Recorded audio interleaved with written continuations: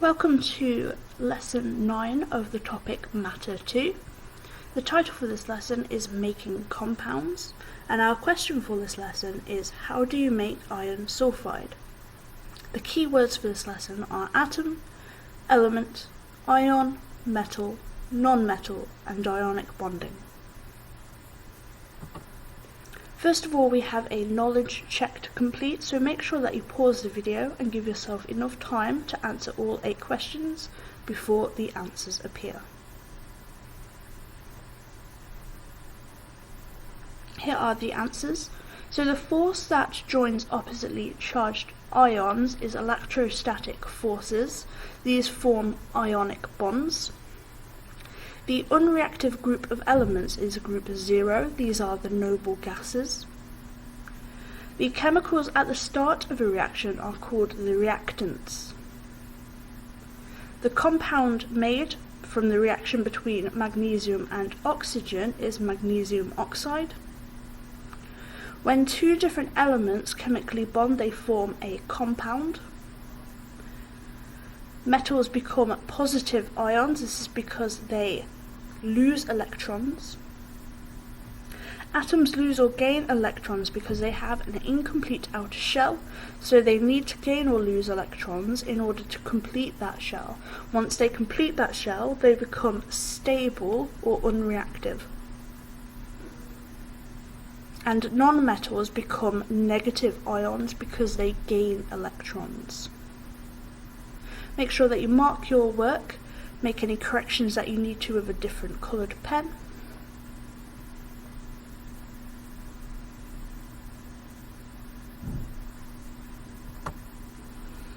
So once again, we're looking at making a compound. Remember that we make compounds by chemically bonding 2 or more different elements together, which is done in a chemical reaction.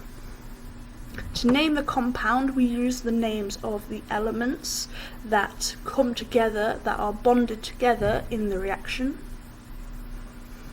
Atoms will lose or gain electrons to get a full outer shell.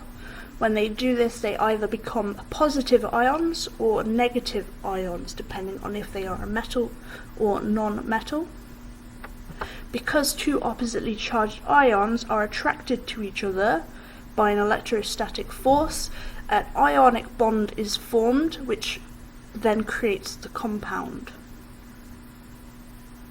And once again, in the reaction we look at today, you won't see it, but atoms turn into ions by losing or gaining electrons. They become attracted to each other and form an ionic bond, which then makes our compound. Now, in this reaction, although iron is not in the first 20 elements, it forms a 2+ ion. So ion, because it's a metal, forms a positive ion and it has a charge of 2+. Sulfur is in group 6, so it has 6 valence electrons. Remember, those are electrons in the highest energy level or outer shell. So it only needs to gain 2 more to complete the shell, because we need 8 electrons in that shell to fill it. So it only needs 2 more, which it then gets from the iron, because iron becomes an ion by losing 2 electrons. So those 2 electrons from the iron go on to the sulfur. Now, iron is a metal that exists as a solid at room temperature, whereas sulfur, the non-metal elements that we've looked at so far have all been gas at room temperature. Sulfur is actually a solid at room temperature. It's a yellow solid.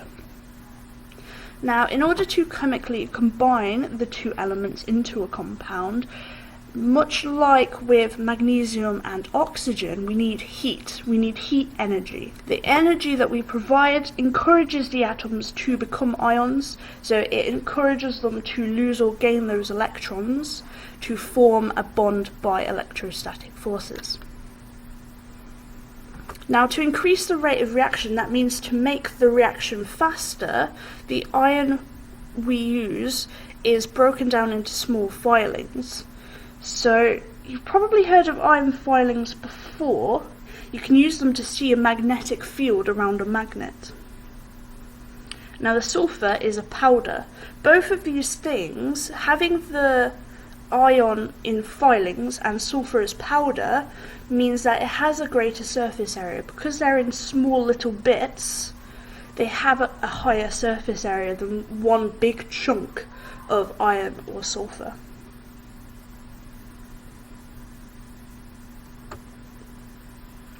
Let's briefly have a look at our method. So we place the iron filings into a test tube. We move a bar magnet against the test tube just to check that the iron filings are magnetic, which they should be. We then place sulphur powder into the same test tube and test to see if the iron filings can still be moved by the magnet.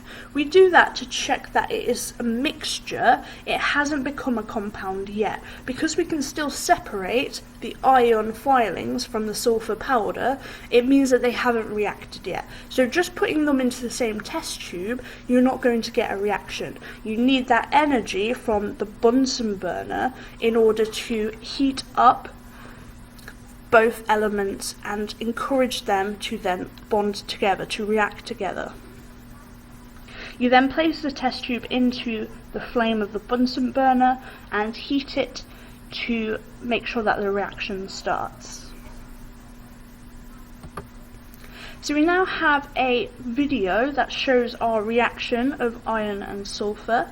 Make sure that you pause this video when you watch that video and then come back, and don't forget to do your observation table. This time you need the appearance of iron metal, the appearance of sulphur, so our two reactants, and our compound. So again, make sure you pause this video and then come back.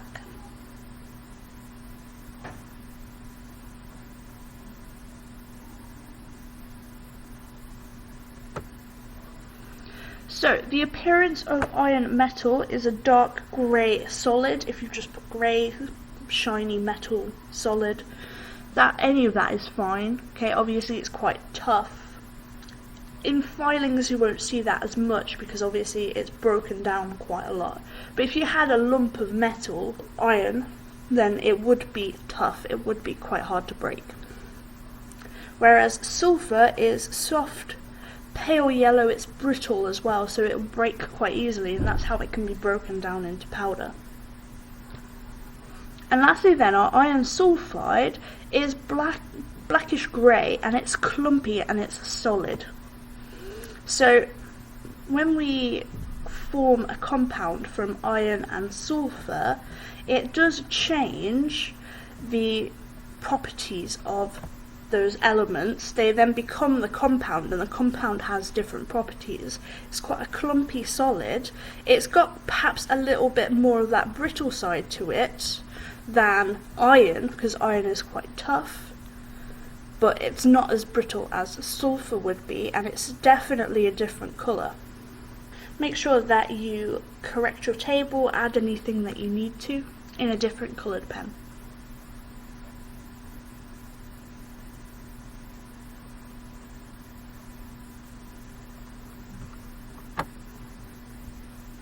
And now, just like last lesson and the lesson before that, we now need to write our word equation, our formula for the ions.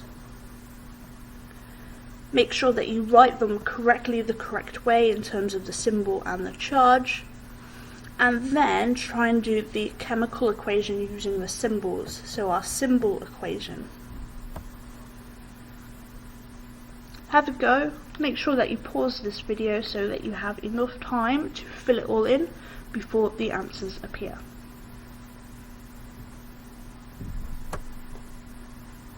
So this is what your work should look like. So we have iron and sulphur reacting to form iron sulphide. In terms of our ions, we have our iron, which is Fe, so a symbol for iron. You can use your periodic table for that, and then it should have a charge of +2. In terms of the sulphide ion, we use a capital S for sulphur or sulphide, and our ion is negative charged because it's a non-metal, but it's negative 2 charge, which means that when we do our symbol equation, our chemical equation, because we only need one atom of each in our compound, then we only need one of each at the beginning as well. So that moves us on to the next part, which we usually talk about. You should be used to this by now, which is in terms of being balanced or unbalanced. So we know that during a chemical reaction, the number of atoms should be the same before and after in terms of our products and reactants, because a chemical reaction is simply rearranging the atoms.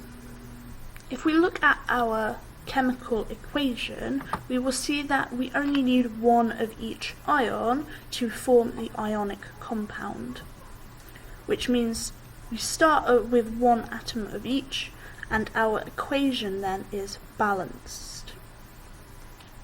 As we have equal numbers of each atom on each side of the arrow, we do not need to add any atoms. Now remember that you should be able to identify whether a reaction is balanced or unbalanced. You don't need to know how to balance it at this point, but you need to be able to see if a reaction is balanced or unbalanced.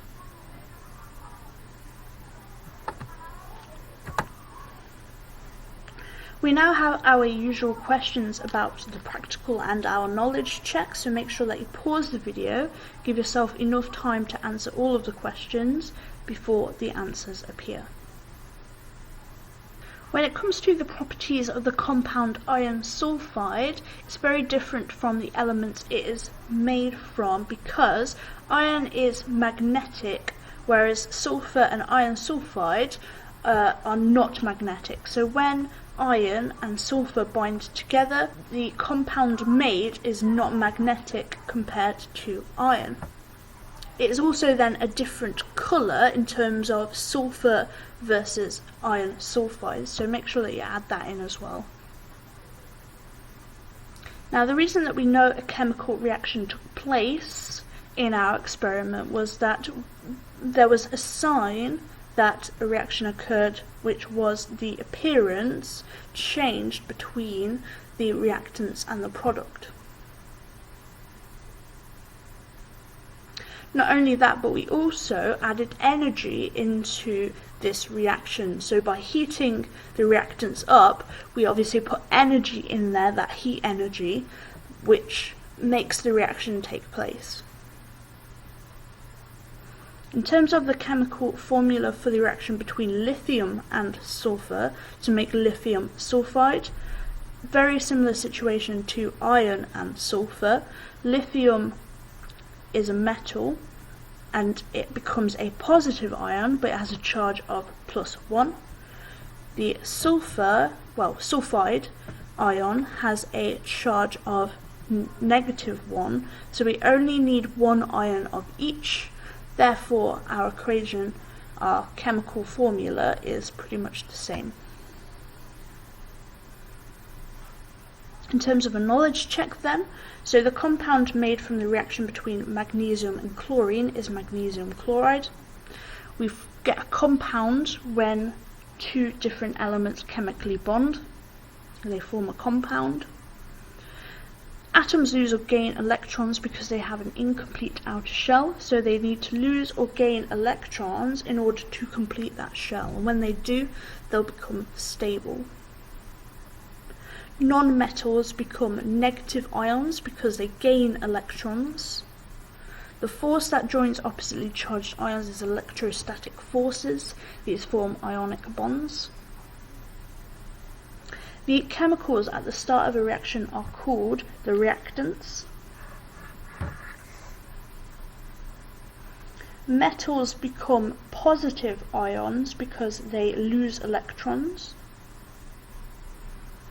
And the unreactive group of elements is group 0. These are the noble gases. So make sure that you mark your work. Make any corrections that you need to in a different coloured pen.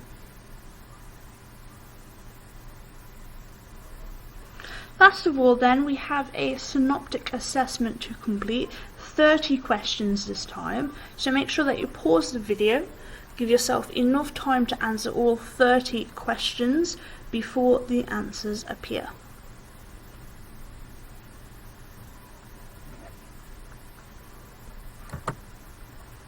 Okay, so here we have the answers then, so make sure that you mark your work. Give yourself a mark out of 30. Make any corrections that you need to in a different coloured pen.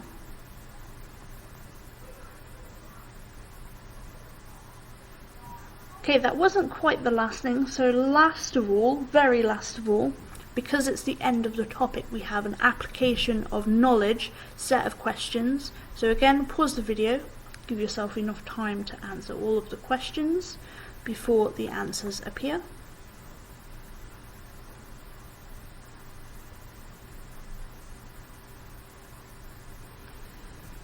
So once again, here are the answers. Make sure that you mark your work, make any corrections that you need to in a different coloured pen.